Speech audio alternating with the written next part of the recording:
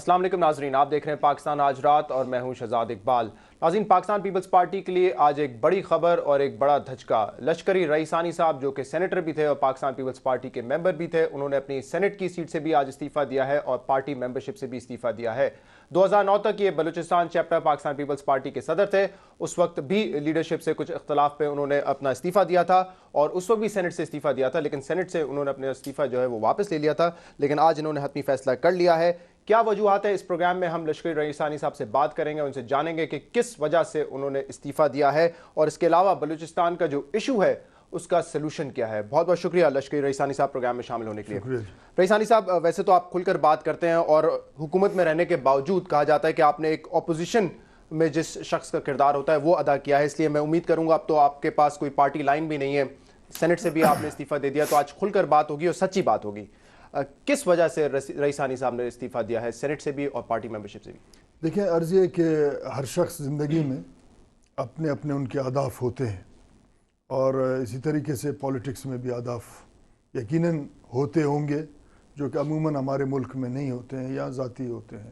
اجتماعی یا قومی اہداف بہت کم میں نے دیکھے ہیں۔ میرا ایک ڈیل اپنے صوبے اور اپنے فیڈریشن کا سیاست کے ساتھ تھا اور خالصتاً اس کے لیے میں نے جدوجہد کی تاکہ آمریت سے ہمیں نجات ملے اور ہم بلوچستان کو قومی سیاسی دھارے کا ایک حصہ بنائیں۔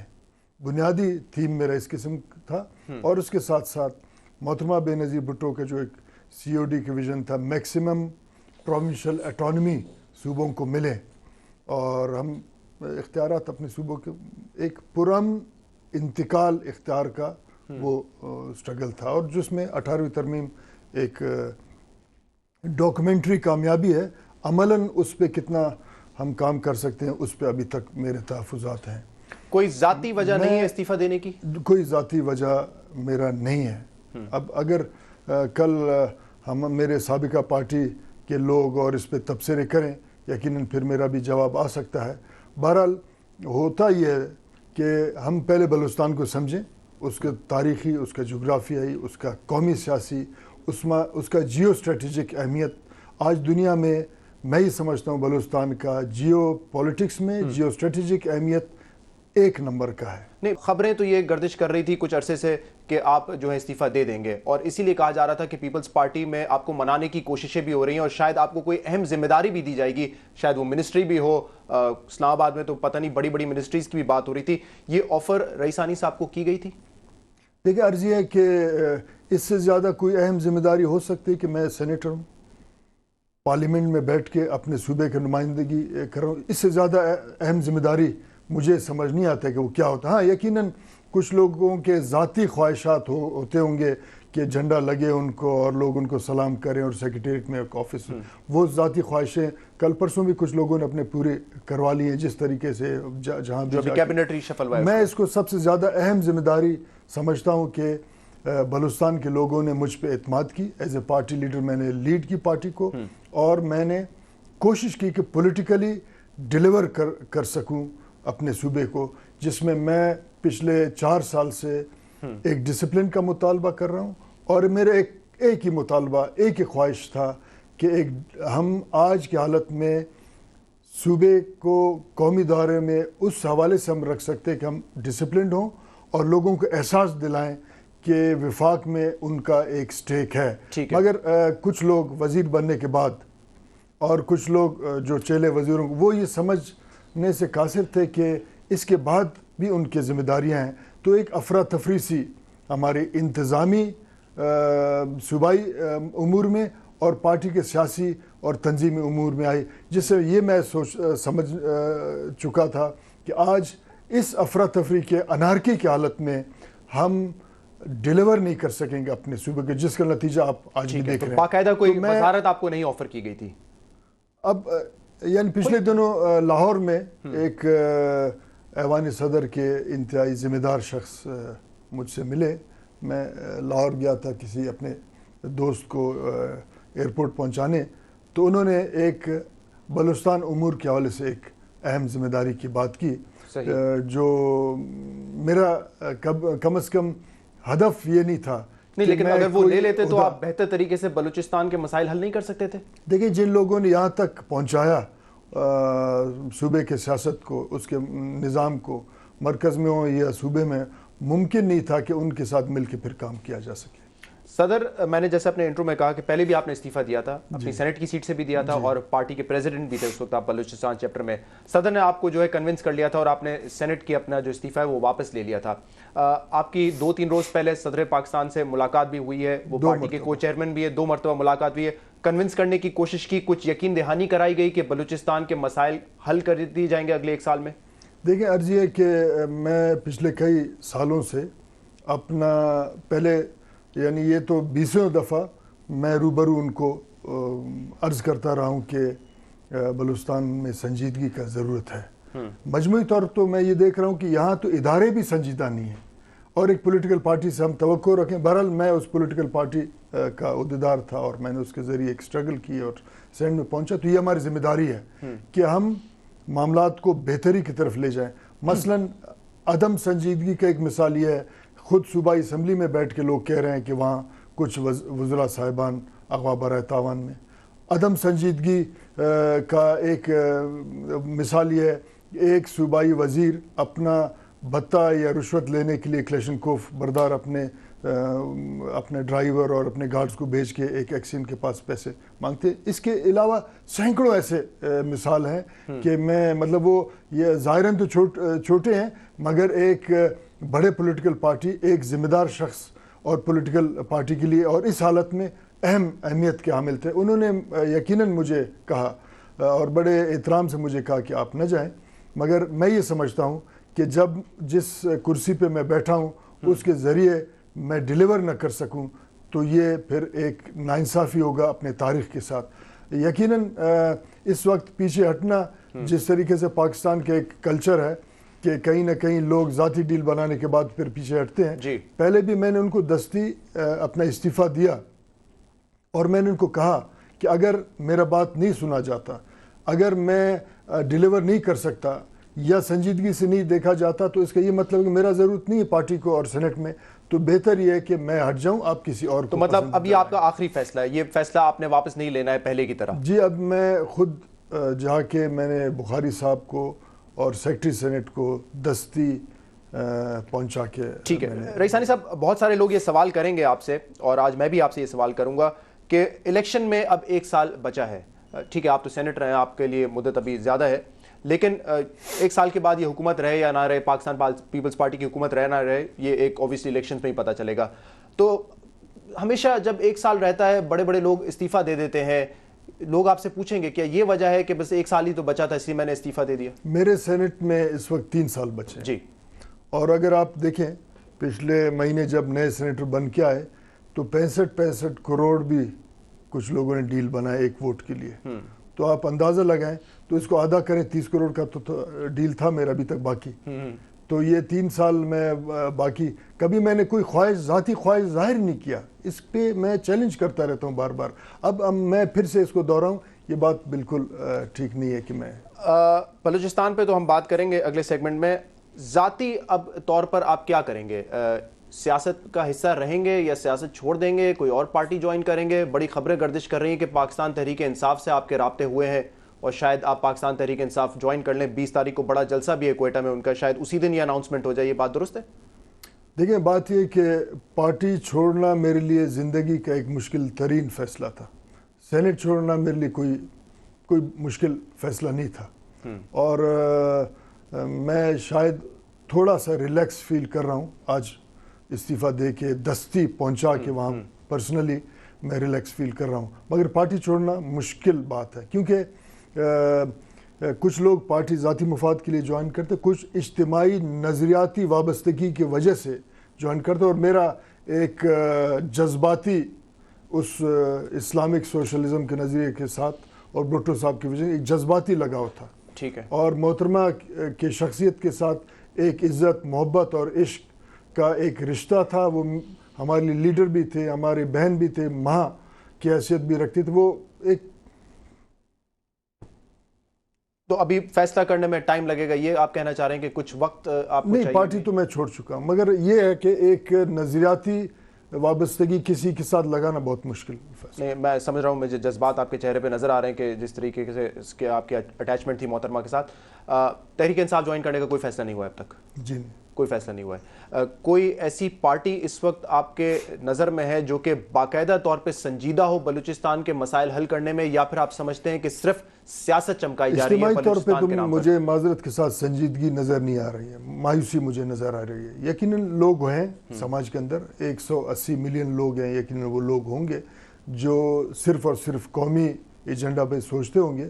مگر میں نے ابھی تک کیونکہ آج فیصلہ کیا ہے اور فیصلہ بڑا مشکل تھا پارٹی چھوڑنے کا, مگر میں نے ابھی تک کوئی سوچا نہیں ہے اس حوالے سے. رابطے ہیں آپ کے ہوئے ہیں پارٹی سے؟ رابطے ہیں ہمارے سماجی سیاسی تعلق, کچھ لوگ ہمارے ساتھ سینٹ میں تھے, کچھ لوگ ایسی ایک سماجی رشتہ تعلق ہے, وہ رابطے ہیں, اس میں کوئی شک نہیں ہے. 20 تاریخ کو ابھی کوئی بڑا اناؤنسمنٹ نہیں ہونے والا کوئٹہ میں تحریک انصاف کے جلسے میں؟ فیصلہ نہیں کیا جب تک اپنے, کیونکہ کچھ اور لوگوں نے میرے ساتھ پارٹی کے طرف سے بھی اور پارٹی سے باہر بھی کچھ سابق MNAs, MPAs نے رابطہ کیا ہے, کچھ موجودہ نے کیا ہے, اور پنجاب سے بھی, سندھ سے بھی لوگوں نے تعلق ایک رابطہ کیا ہے, اور بلوچستان سے خصوصاً.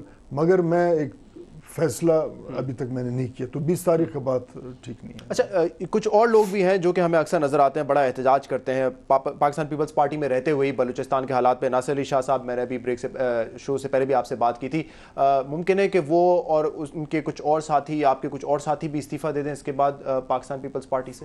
مجھے پتہ نہیں, قسم ایسے مجھے ناصر علی شاہ صاحب انڈیویجول کا فیصلہ تھا پچھلے 2-3 سال سے ویسے الیکٹ ہوئی ہوگی, میں ملا نہیں, ان سے بات نہیں ہوا.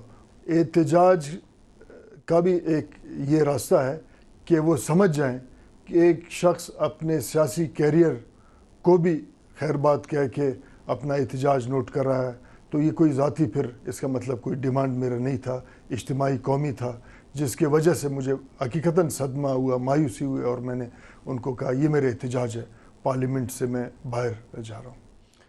ذمہ دار آپ سمجھتے ہیں صوبائی حکومت کو یا وفاقی حکومت کو آج جو بلوچستان کے حال ہے؟ اور خاص طور پہ میں پچھلے 4 سال کی بات کروں گا جب یہ حکومت آئی, اس سے پہلے تو ڈکٹیٹر کا, عامر کا دور تھا. کون ذمہ دار ہے, کس نے کام نہیں کیا سنجیدگی سے, دیانتداری سے؟ آج کا جو جیو پالیٹکس اور جیو اسٹریٹجک حیثیت ہے بلوچستان کا, یہ بہت زیادہ اہمیت حاصل کر چکا ہے. بیرونی مداخلت یقیناً ہے, مگر بری ذمہ صوبائی اور مرکزی حکومت کو آپ قرار نہیں دے سکتے ہیں کہ بین الاقوامی حالت کی وجہ سے بلوچستان کی حالت خراب ہے.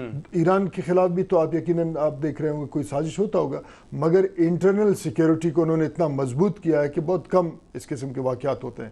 بلوچستان میں اس وقت جو واقعات ہیں وہ دہشت گردی تو ہیں, لیکن انٹرنل سیکیورٹی کا ایشو ہے جو مرکزی اور صوبائی حکومت مل کے اس کا ایک لیکن یہ ذمہ داری پہلے تو صوبائی حکومت کی نہیں بنتی؟ عدم سنجیدہ رویوں پہ ہے, اور اس میں دونوں حکومتیں, مرکزی اور صوبائی حکومت. لیکن اس کا میں آپ کو ایک مثال دوں, 18ویں ترمیم کے بعد اور جب مزید اختیارات صوبوں کو دے دیے گئے, صوبوں کو امپاور کرنے کی بات کی گئی, تو یہ سیکیورٹی کی ذمہ داری تو پہلے بھی صوبائی حکومت کی ہوتی تھی نا, پھر اس میں وفاق کیوں ذمہ دار؟ جی عرض یہ کہ جن قوتوں سے حکومت حاصل کی گئی ہے, جن طاقتور پراسرار قوتوں سے, یقیناً میں یہ سمجھتا ہوں کہ ان قوتوں نے ابھی تک طاقت اور اختیارات باقاعدہ طور پہ مرکزی اور صوبائی حکومت کو منتقل نہیں کی ہے, جس کی وجہ سے آج ہمارے مطلب کئی چیزیں, فرقہ واریت کا شکل دیا جاتا ہے جو فرقہ واریت نہیں ہے, کھلی دہشت گردی ہے. اس کے بعد ہمارے بچے کالج, یونیورسٹیوں, اسکولوں سے اغوا ہونے کے بعد کچھ عرصے بعد گم رہتے ہیں, اور اس کے بعد ان کے مسخ شدہ لاشیں ملتی ہیں. آج آپ دیکھیں کہ آج بھی 4 لوگ سپریم کورٹ کے سامنے پیش ہوئے ہیں جو کئی عرصے سے, اب مجھے ان کا ایگزیکٹ وقت پتہ نہیں ہے, کئی سال سے, کئی عرصے سے غائب تھے. میں عرض یہ کرتا ہوں, حب سے بے جا میں رکھنا یا جسٹس فراہم نہیں کرنا یا انسان کو اس کا جان لینا, یہ پاکستان کے آئین کے بنیادی حقوق کے آرٹیکلز 9, 10 اور 10A کے زمرے میں آتے ہیں. اگر سیکیورٹی ایجنسیز نے ان آرٹیکلز کو وائلیٹ کیا ہے تو پاکستان کا آرٹیکل 6 ان پہ لاگو ہوتا ہے, اور اگر سپریم کورٹ سنجیدہ ہے, مجھے تو یہ بھی یعنی احساس ہوتا ہے کہ ہمیں عدلیہ سے بھی بلوچستان کے لوگوں کے انصاف का कोई तवक्को नहीं है, तो फिर आर्टिकल 6 लागू हो रहा है उनके खिलाफ। लेकिन अभी जैसे जब सुप्रीम कोर्ट का बेंच बैठा था क्वेटा में जाकर, तो काफी सारे लोग जो कि मिसिंग पर्सन थे वो वापस आए, और आज की भी आप मिसाल दे रहे हैं जो 4 लोग बताया है अदालत को कि 4 लोग वापस आए, तो ये कोर्ट के इस अमल के बाद ही हुआ है ना। बहुत अच्छा बात है, मतलब कुछ लोगों के घर की रोशनियां लौट आई हैं, इसमें कोई शक नहीं है। मगर जो लोग नहीं आए और उनके मसूदा लाशें सड़कों के किनारे थे, एक बात, अगर ये एक्शन न होता तो इनकी लाशें भी हमको मिलती, तो एक ऑटोमेटिकली एक हम नतीजे पे पहुंचते हैं कि फिर तो वायलेशन हो रहा है बुनियादी हुकूक, इंसानी हुकूक का, आर्टिकल 9, 10 और 10(1) का, तो इसके खिलाफ तो फिर सुमोटो। अच्छा, और जो लोग वापस आ गए वो तो ठीक है, अच्छा हुआ, लेकिन जिन लोगों ने वायलेशन की है उनके खिलाफ कोई कार्रवाई अब तक नहीं हुई।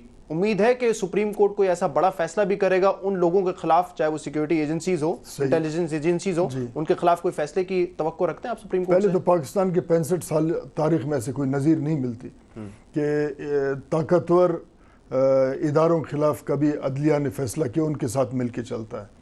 इस वक्त भी मैं यकीन करें कि 1% भी मुझे यकीन नहीं कि उनके खिलाफ कोई कार्रवाई हो। मैं ये समझता हूँ कि अगर सुप्रीम कोर्ट भी अपना मुकम्मल इख्तियारात और अपने एहसास के साथ उन इदारों के खिलाफ कार्रवाई नहीं करेगी जिन्होंने सब कुछ किया है, तो मैं ये समझता हूँ कि फिर हम संजीदा नहीं है बलूचिस्तान। अच्छा, ब्रेक में जाने से पहले मैं आपसे एक मजीद सवाल करना चाहूँगा, क्योंकि वो बात अभी आपने कुछ देर पहले कही कि जिन कुव्वतों की वजह से ये हुकूमत इक़्तिदार में आई है, ये पीपल्स पार्टी की हुकूमत बनी है, उन्होंने अभी तक ट्रांसफर नहीं किए पावर। मैंने ये कहा कि जिन कुव्वतों से हमने इक़्तिदार हासिल की है, जिन कुव्वतों से आपने इक़्तिदार हासिल किया है, पसपा हुए हैं। ब्रेक की तरफ जाना है। ब्रेक के बाद रईसानी साहब से हम जानेंगे आगाज़ हुकूक बलूचिस्तान पैकेज जो दिया गया था, 2 साल से ज़्यादा हो गया है इसको, इम्प्लीमेंटेशन इसकी आहिस्ता आहिस्ता हो रही है। कुछ अरसे पहले कैबिनेट की एक मीटिंग में वज़ीर आज़म साहब को बताया गया था कि 80% जो नुकात थे इस हुकूक बलूचिस्तान पैकेज में वो इम्प्लीमेंट हो चुके हैं। इस पर रईसानी साहब की राय जानेंगे एक ब्रेक के बाद।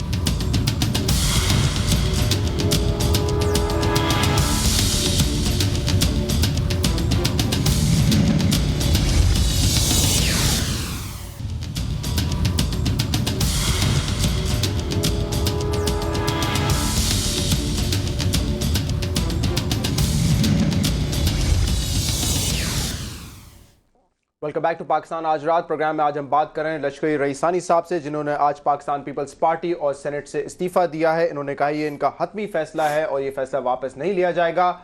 इनका कहना है कि सेनेट की सीट छोड़ना आसान थी, लेकिन पाकिस्तान पीपल्स पार्टी से जुदा होना बड़ा एक मुश्किल फैसला था और इसीलिए कुछ वक्त लेंगे। इसके बाद ये फैसला करेंगे कि किसी और पार्टी को ज्वाइन करना है या फिर एक इंडिविजुअल के तौर पर सियासत करनी है। पाकिस्तान तहरीक इंसाफ के हवाले से खबरें गर्दिश कर रही थी, हमने इनसे पूछा ब्रेक में जाने से पहले, तो उन्होंने कहा कि राब्ते हुए हैं लेकिन किसी किस्म का हतमी फैसला नहीं किया है और शायद 20 तारीख को जो जलसा है पाकिस्तान तहरीक इंसाफ का क्वेटा में, उसमें भी कोई बड़ा फैसला नहीं होगा। आगाज़ हुकूक बलूचिस्तान के हवाले से बात करते हैं। पहले ही मैंने देखा था कि जितने भी बलोच रहनुमा हैं, ज़्यादातर जो कि सियासत से बाहर भी है या फिर ये कह लें कि असेंबली से बाहर है, वो मुतमईन नहीं थे। वो कह रहे थे ये पैकेज जो है हमारे मसाइल को हल नहीं करेगा। क्यों? देखिए, अर्ज़ ये कि ये शॉर्ट टर्म एक प्लान था और सिर्फ तनकीद करके सियासत करना है तो हमारा एक शेवा इस मुल्क का बदकिस्मती से एक शॉर्ट टर्म पैकेज था जिसमें कुछ लोगों को नौकरियां मिली, लेवीज़ की बहाली हुई, एडमिनिस्ट्रेटिव मामला थे और छावनियों का जो काम शुरू था वो शायद मैं कह रहा हूँ रोक दिया होगा। मगर उसके बाद खून इतना बहा कि इस पैकेज का जो असर था या इसका एक ख़ास किस्म का एहसास बलूचिस्तान के लोगों में था। मतलब रोज़ाना लोग मरे और कहीं ना कहीं अगवा होने के बाद उनकी लाश मिली, अगवा बराए तावान, ज़ाहिरन फ़िरक़ेवारियत के हवाले से कई 100 लोग मारे गए, तो उसका असर लोगों के जहन में नहीं हुआ। मैंने पहले कहा कि एक मॉडर्न दुनिया में पॉलिटिकल डिसिप्लिन एक डिसिप्लिन गवर्नमेंट का तश्कील देता है और पॉलिटिकली हम लोगों को एजुकेट नहीं कर सके। हमारा एक डायलॉग सोसाइटी के साथ होना चाहिए था। 18वीं तरमीम, उसके साथ साथ बलूचिस्तान पैकेज के हवाले से उनको एजुकेट करना चाहिए था, उनको डायलॉग करना चाहिए था। मगर कुछ लोगों का विज़न सिर्फ यहाँ तक था कि वो MPA फंड लें اور اس کو ہڑپ کرنے کے بعد اپنا عیش کریں اور نئی گاڑیاں خریدیں. اچھا، اگر امن بحال ہو جاتا تو کافی حد تک آپ کے خیال میں یہ شارٹ ٹرم کے لیے ایک بہتر پلان تھا؟ شارٹ ٹرم کے لیے ایک حد تک بہتر پلان. 80% امپلیمنٹیشن اس کی ہو چکی ہے کیبنٹ میں، تو یہی بتایا گیا ہے، یہ بات درست ہے؟ دیکھیں، بات یہ کہ میں پچھلے کچھ عرصے سے ان چیزوں پہ میرا توجہ نہیں ہے. اس کے علاوہ ایسے غیر معمولی حالات پیدا ہوئے کہ بلوچستان کے اندر کہ ان پہ میں توجہ نہیں دے سکا، کیونکہ اس کا اہمیت میں نے پہلے کہا کہ زائل ہوا جب ایک انسان اور ایک سن آف سوائل کا خون بہا، اور اس کے ایک مست شدہ لاش جب ہمارے سامنے سے گزرتا ہے، ہم ان کے رشتہ داروں کے پاس جاتے ہیں افسوس کرنے، تو جو باتیں ہمیں سننی پڑتی ہیں، یہ جو دکھ ہم دیکھتے ہیں، تو اس کا کوئی حیثیت نہیں رہا میرے نظر. لیکن جب تک آپ فالو کر رہے تھے اس چیز کو، کیا نوکریاں دی گئی ہیں بلوچستان میں؟ جی. ابھی تک ہم دیکھتے ہیں کہ اب اگر سیکرٹریز دیکھیں وفاق میں بھی تو زیادہ تر پنجاب صوبے سے تعلق رکھتے ہیں. کچھ بہتری آئی ہے؟ نوکریاں ملی ہیں بلوچستان میں لوگوں کو؟ جی، وہ جو پیکیج کے ذریعے کچھ لوگوں کو ملا نوکری، اب وہ کس حد تک ملا، کیونکہ میں اس کے بعد ہٹ گیا، صوبائی صدارت اور معاملات کو میں نے چھوڑا، تو وہ مجھے اتنا پتہ نہیں. مگر وہ جو دعویٰ تھا کہ مرکز میں اتنا کوٹا ہوگا اور سیکرٹریز میں یہ ہوگا اور فارن آفس میں یہ ہوگا، اس طریقے سے وہ دعویٰ نہیں ہوا. کچھ پولیٹیکل میجرز بھی لیے گئے، اور اسی میٹنگ کی میں کچھ بریفنگز آپ کو دے دوں. کچھ عرصے پہلے جو ہوئی تھی اس میں کہا ہے کہ 665 پریزنرز ہم نے جو ہے ان کو رہا کر دیا ہے، 172 کے کیسز ابھی تک چل رہے ہیں. اس طرح کے کچھ میجرز لیے گئے ہیں. اس سے کتنا فرق پڑا ہے وہاں پر؟ دیکھیں، آج بھی مطلب 2-3 دن پہلے پرائم منسٹر صاحب کا ایک ٹکر چل رہا تھا کہ پاکستان میں یا بلوچستان میں، اب مجھے یاد نہیں ہے، کہ اب کوئی سیاسی قیدی نہیں. بلوچستان میں تو یقیناً سیاسی قیدی نہیں، کیونکہ سیاسی قیدیوں کو تشدد کے بعد قتل کیا جاتا ہے، تو اس لیے سیاسی قیدی نہیں ہے. مگر سیاسی لاش روزانہ وہاں گرتے ہیں. اب میرا ہمیشہ ایک مطالبہ رہا ہے، آپ کے چینل کے بھی ذریعے مطالبہ کرتا ہوں. میں ایک پرامن سیاسی جدوجہد کا قائل ہوں. میں یہ کہتا ہوں، میں کسی پہ الزام نہیں لگاتا ہوں، مگر ریاست کا یہ ذمہ داری ہے، جس میں ان کے پراسرار قوتیں ہیں، جن میں ان میں خفیہ قوتیں ہیں، جن میں انتظامیہ ہے، کہ ان قاتلوں کو تو تلاش کریں، نشاندہی تو کریں کہ چلے وہ نہیں ہیں، ان کے ہاتھوں پہ ان کے خون کے چینٹے نہیں ہیں ہمارے بچوں کے، تو وہ کون ہے جو ان کو اغوا کر کے قتل کرتے؟ یہ تو ریاست کی ذمہ داری ہے، اور فورسز بھی ہیں، سب کچھ ہے. لیکن یہ اولین ذمہ داری جو ہے یہ صوبائی حکومت کی ہے نا. اب تو ایف سی بھی ان کے انڈر ہے، چیف منسٹر صاحب کے انڈر، جو آپ کے بھائی اسلم رئیسانی. میں تو سنتا رہتا ہوں، کہتے ہیں ایف سی ہمارا بات نہیں مانتا. بات نہیں مانتا مطلب چیف منسٹر کے انڈر دینے کے باوجود جو ہے اسلم رئیسانی صاحب کی بات نہیں مانی جاتی؟ کیا یہاں پہ کچھ لوگ بات مانتے ہیں پریزیڈنٹ کے، وزیر اعظم کے؟ نہیں مانتے نا. ایک افراتفری ہے.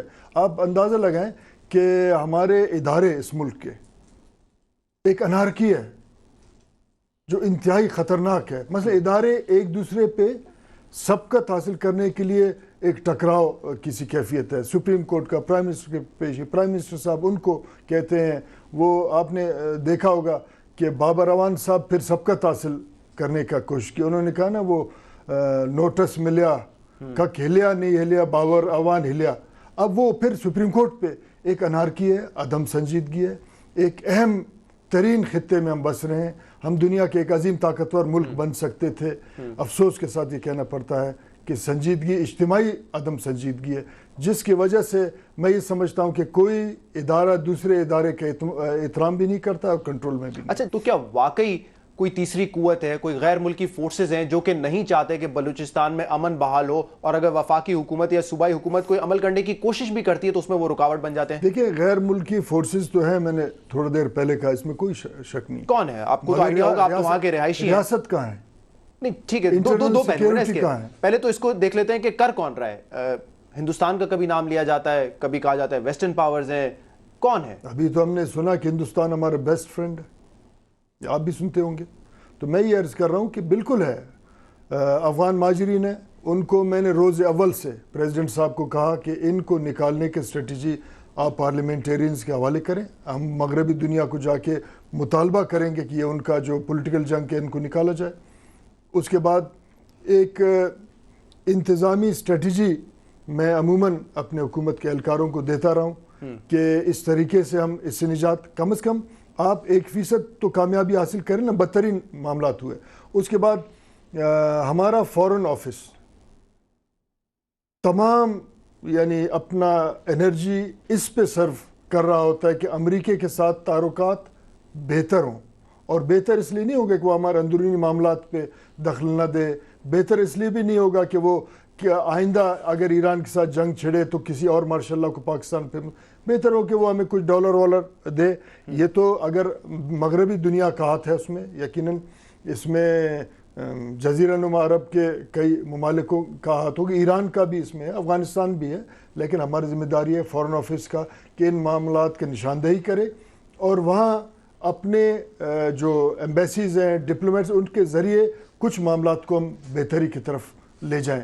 صرف ان پہ الزام لگانا یہ انصاف نہیں ہوگا اپنے منصب کے ساتھ. اس سارے سینیریو میں جو ناراض بلوچ رہنما ہیں, جس میں سے کچھ تو ملک سے باہر بھی ہیں, کچھ پر کہا جاتا ہے جعلی کیسز ہیں, کچھ پر سچے کیسز ہیں, ان کا کیا رول ہے؟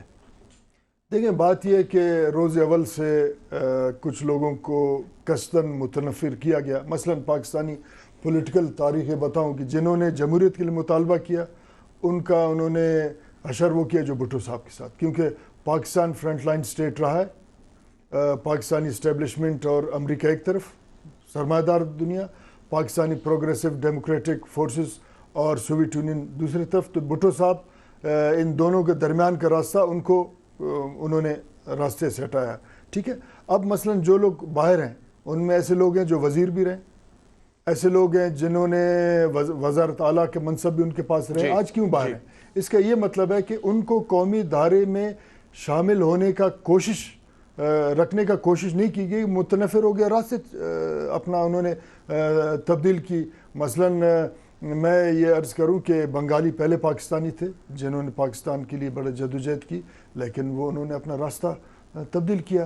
اس میں ہماری ذمہ داریاں, فیڈریشن کی ذمہ داریاں. آپ نے تو کافی کوشش بھی کی ہے نا کہ ایک پل کا کام کریں ان کے درمیان, حکومت کے درمیان, وفاقی حکومت کے درمیان, بلوچ رہنماؤں کے درمیان. تو مسئلہ کہاں پر آ کے پھنس جاتا ہے؟ دیکھیں, بات یہ ہے کہ جب تک عام بلوچستانی میں آپ یہ احساس ڈیولپ نہیں کریں گے کہ وہ بلوچستان کے مالک وہ ہیں, فیڈریشن میں ان کا ایک برابر کا حصہ ہے, ان کا معاشی اور سیاسی اور سماجی اور جو سائیکالوجیکل ان کا برابر حصہ ہونا چاہیے, تو آپ دوسروں کے ساتھ بات کیسے کریں گے؟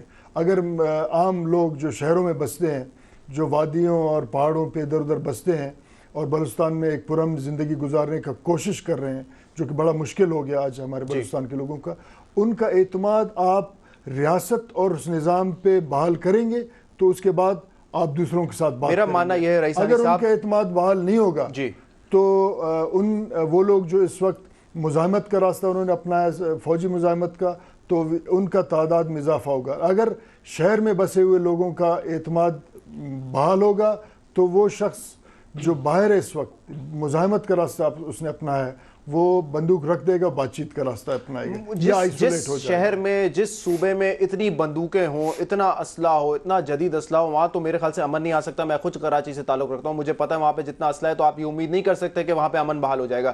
بلوچستان کا بھی یہی صورتحال ہے. بلوچ لیڈر ہوں, چاہے وہ اسمبلی میں ہو, اسمبلی سے باہر ہوں, ناراض ہوں, ناراض ہوں, اتنا اسلحہ ہر کسی کے پاس کہ ایک عام آدمی جو پاکستان کے کسی اور شہر میں رہتا ہے وہ تو خوف کھاتا ہے کوئٹہ جانے سے. ابھی جو ہے کوئٹہ کے جلسے میں لوگ کہہ رہے ہیں ہم نہیں جائیں گے کیونکہ اتنا وہاں پہ آپ ٹھیک کہہ رہے ہیں. اسلحہ بلوچ کا ایک سائیکی ہے, کہتے ہیں کہ وہ اپنے عزت کا حفاظت کرنے کے لیے ہمیشہ ایک فکر میں رہتا ہے, ایک ہاتھ پگڑی پہ دوسرا تلوار پہ. ٹھیک ہے, اسلحہ تو ہمارا زیور ہے, ہم نے اسلحہ کو وطن کے دفاع کے لیے ہمیشہ استعمال کیا ہے. اب اسلحہ ہمارے ملک میں آیا جنرل ضیاء الحق کے دور میں, آپ بھی اس بات کا گواہ ہیں, اور بھرمار تمام افغان مہاجرین کے پاس اسلحہ, ان کے پاس ایجنسیوں کے پرچی, آج بھی وہ کالے شیشے اور ایجنسی کے لوگ دندناتے شہر میں پھرتے ہیں. اس کے بعد جب آپ کا ملک میں ہر شخص کو, کراچی جیسے پڑھے لکھے لوگوں کا شہر میں جن کو ہم یہ سمجھے بڑے نرم مزاج لوگ, آج وہ بھی اسلحہ اٹھانے کے لیے مجبور ہیں کیونکہ political process, genuine political process کا راستہ روک لیا ہے. اور اس کے بعد جب اسلحہ ہونا مسئلہ نہیں ہے, ہم ایک انتظامی اور ایک سماجی خلا میں زندگی گزار رہے ہیں. آپ کے روایت آپ کو پابند کرتے ہیں کہ اسلحہ کو اپنے حفاظت کے لیے آپ استعمال کریں اور کسی پہ ظلم کے لیے استعمال نہ کریں, کیونکہ ہماری روایتیں بھی مسخ ہوئیں اور انتظامی خلا بھی ہے, تو اس لیے اسلحہ آج غلط غلط استعمال ہو رہا ہے. مجھے ایک بریک پر جانا ہے. اسلحہ غلط استعمال ہو رہا ہے، کم سے کم یہ بات آپ نے تسلیم کی. ایک بریک کے بعد ہم مزید سوال کریں گے لشکری رئیسانی صاحب سے، جنہوں نے آج پاکستان پیپلز پارٹی اور سینٹ سے استعفیٰ دیا ہے. ہمارے ساتھ رہیے گا.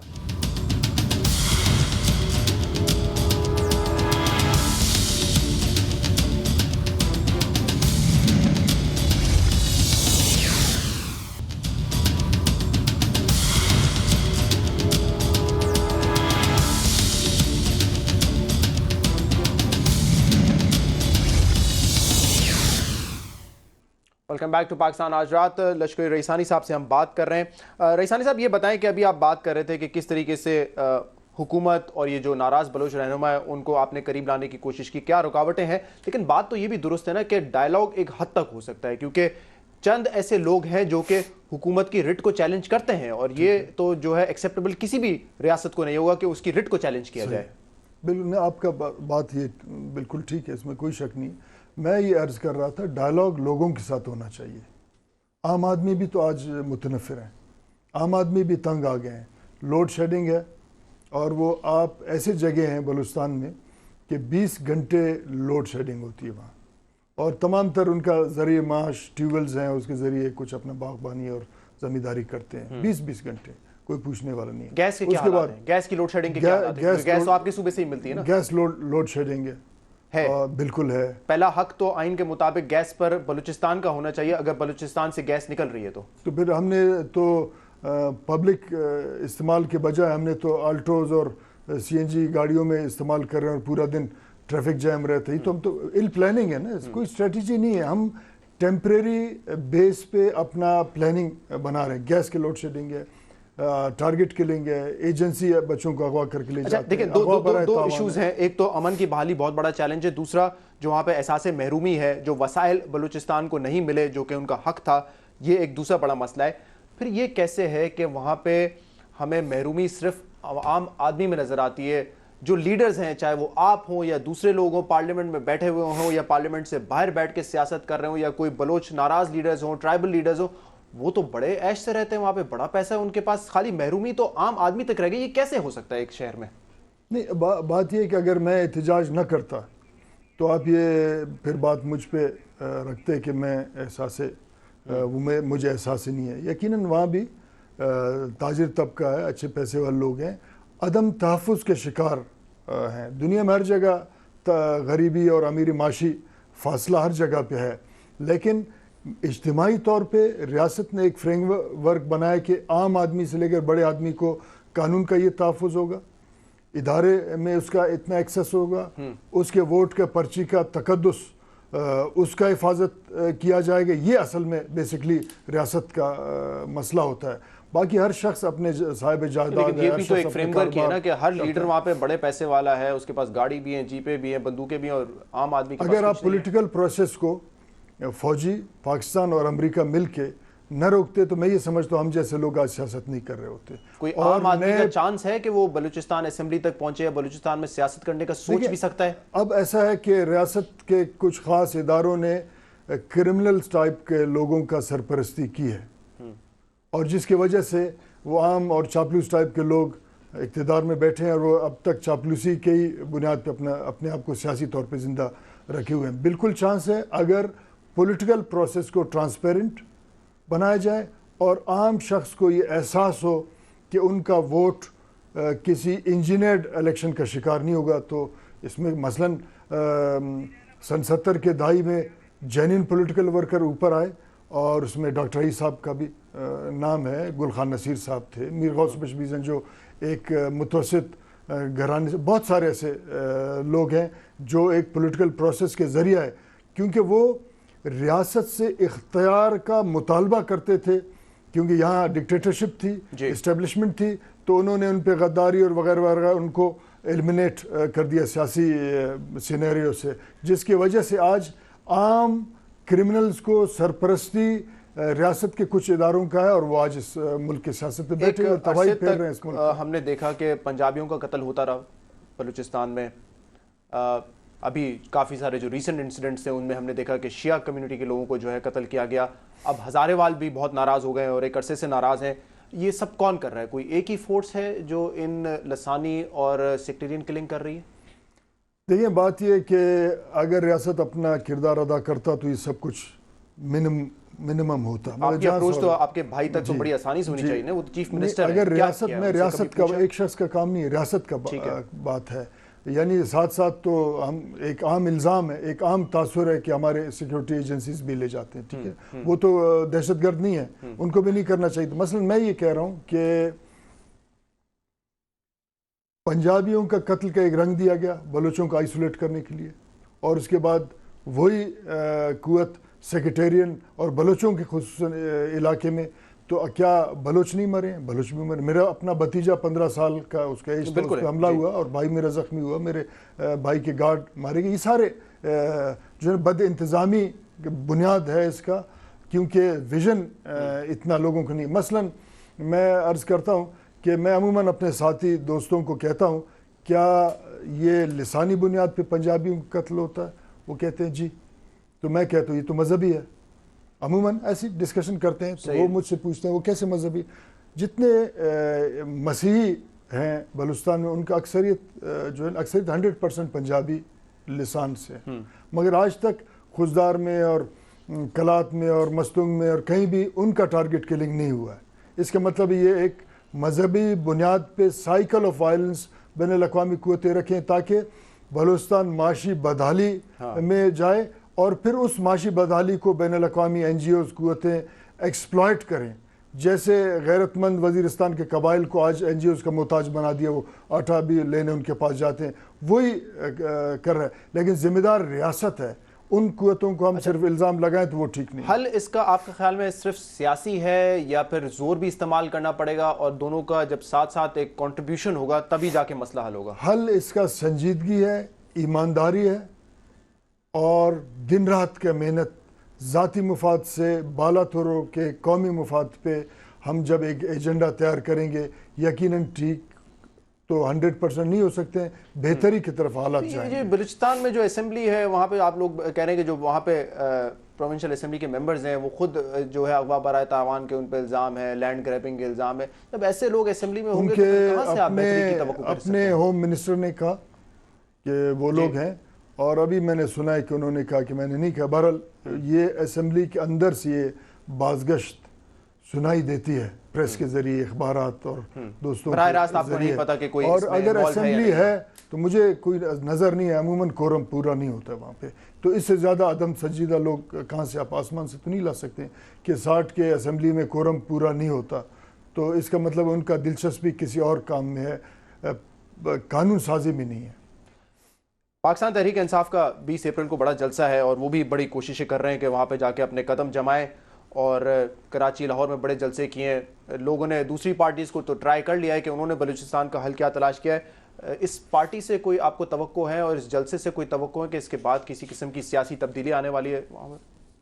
دیکھیے عرض یہ کہ بلوچستان باقی صوبوں سے سیاسی اور سماجی اور جغرافیائی طور تاریخی طور بالکل مختلف ہے, اور ایک بڑے جلسے کرنے سے بلوچستان کے معاملات میں یہ سمجھتا ہوں کہ ٹھیک نہیں ہوں گے. اب کچھ عرصے پہلے ایک مذہبی پارٹی نے بہت بڑا جلسہ کیا تھا.